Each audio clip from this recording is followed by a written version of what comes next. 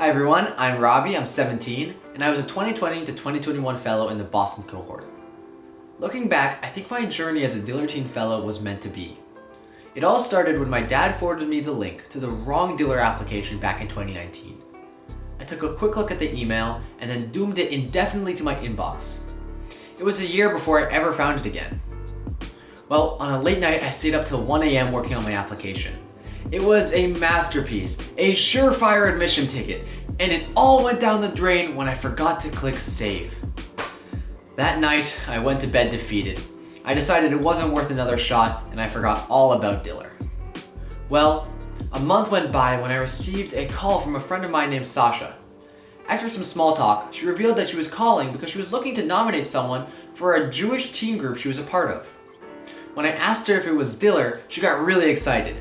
She started telling me about all of the friends she's made and the incredible experiences she's had along the way. I got excited, and I was motivated to restart my application. So once again, I filled out the form, remembering to click save, and the rest is history. Well, today I want to talk about why my journey as a Diller Teen Fellow was meant to be. In order to do this, I need to provide some context. At the start of last year, around the same time that Diller began, I founded a non-profit called KiddoBite to teach computer programming to kids who might not have access to it otherwise. KiddoBite quickly became a huge part of my life. Over the course of a few months, I started teaching a basic programming language to a group of local kids. But I knew that if KiddoBite were to grow, I was going to need a team. My experience as a fellow helped me grow as a leader and gave me the tools to both build and lead a team.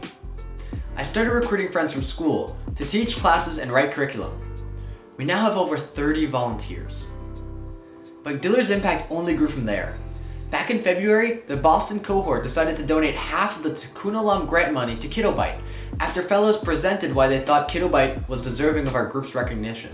That was KiddoBite's first ever donation, and it sure got the ball rolling.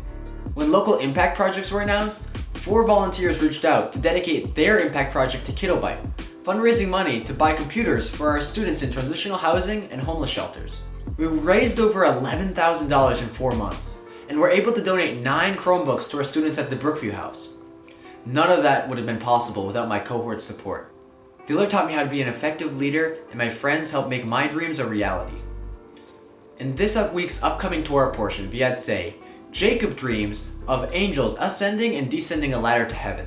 When Jacob wakes up from his dream, he vows to God that if God will help him on his journey, he will give 10% of what God gives him back to God. I want to focus on that last bit, the tithe, or in Hebrew, ma'aser. The act of giving 10% of all that God gives you back to God. But what does that mean? How can you give something back to God? And more importantly, how do you quantify what God gives you? Well, I think valuing what God gives you is personal, and while not truly finite or measurable, can be appreciated by practicing gratefulness.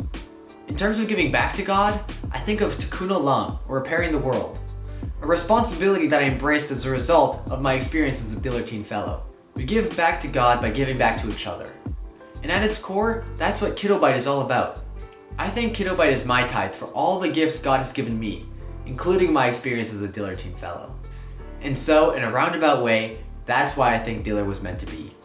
Because God helps those who help the world, and without Diller, I would have never been able to make such a huge impact.